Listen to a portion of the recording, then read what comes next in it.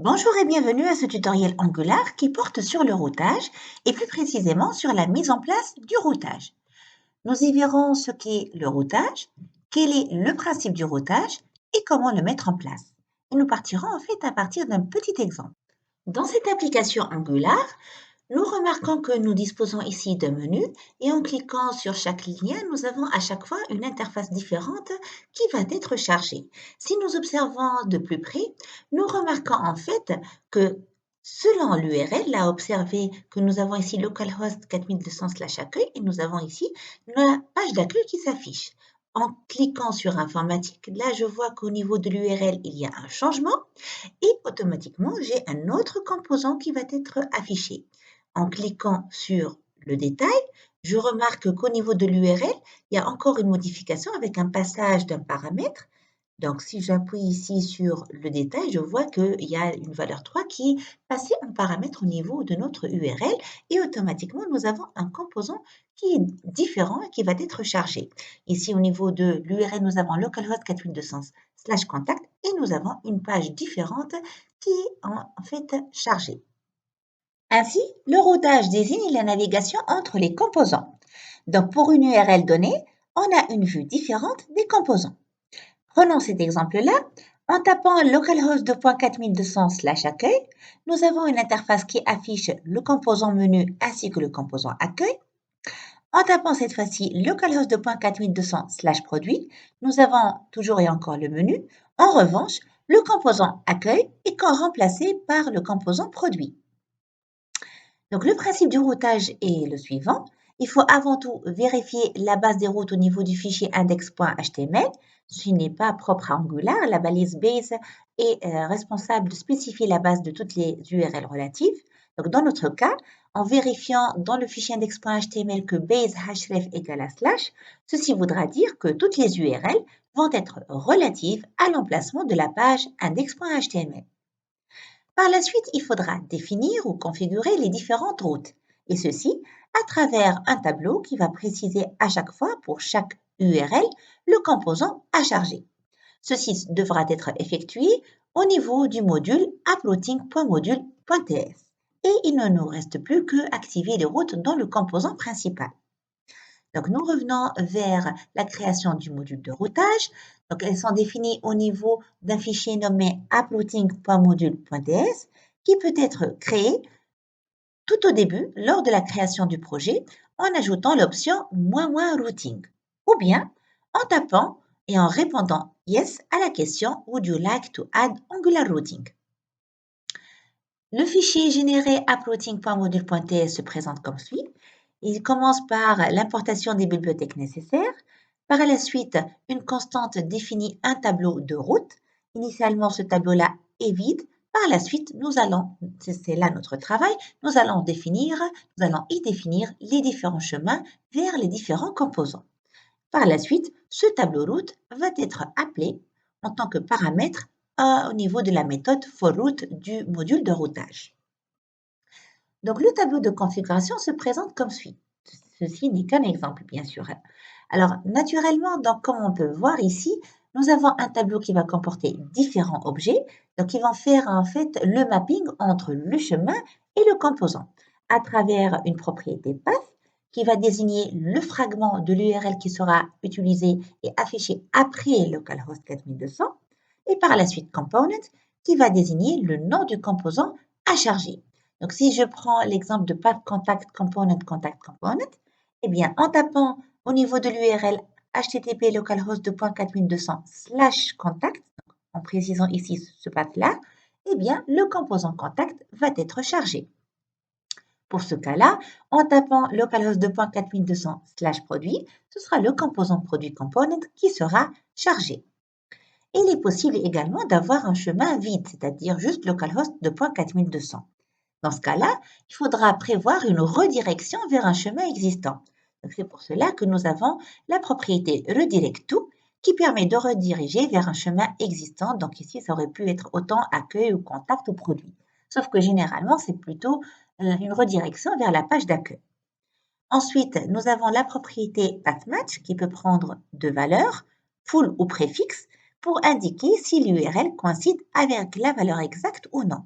Donc, en d'autres termes, ici, donc c'est full pour dire exactement le vide. Si nous avons uniquement localhost 2.4200, c'est tout, suivi du vide. Donc, on devra automatiquement être redirigé vers le chemin d'accueil. Il est possible que l'utilisateur introduise une URL complètement erronée. Donc, ça peut être n'importe quelle chaîne autre que accueil, contact, produit ou vide. Et dans ce cas-là, pour ce cas-là de figure qui constitue une erreur, nous allons désigner toutes les chaînes possibles par une double étoile.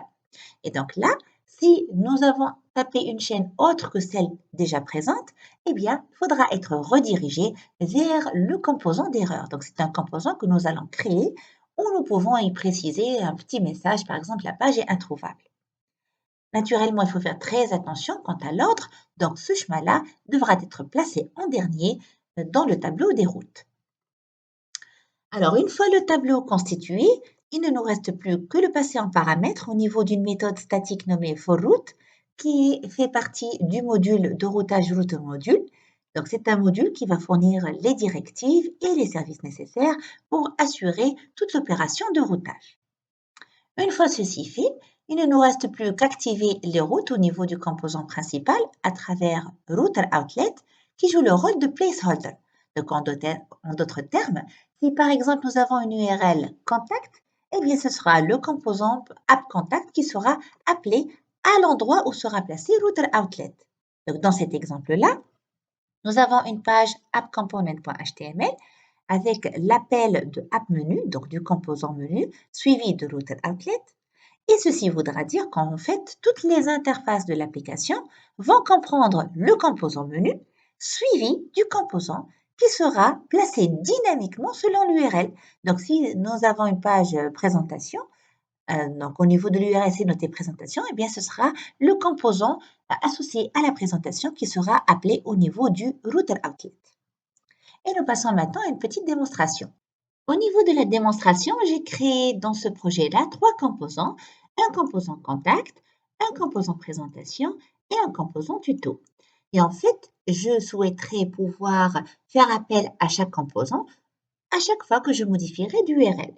Pour le moment, au niveau du composant principal, ce que j'ai fait, c'est que j'ai fait appel à ces 3 composants, donc présentation, tuto, contact. Là, je vous montre au niveau de l'exécution. Ça, c'est le composant présentation. Par la suite, le composant tuto et puis le composant contact.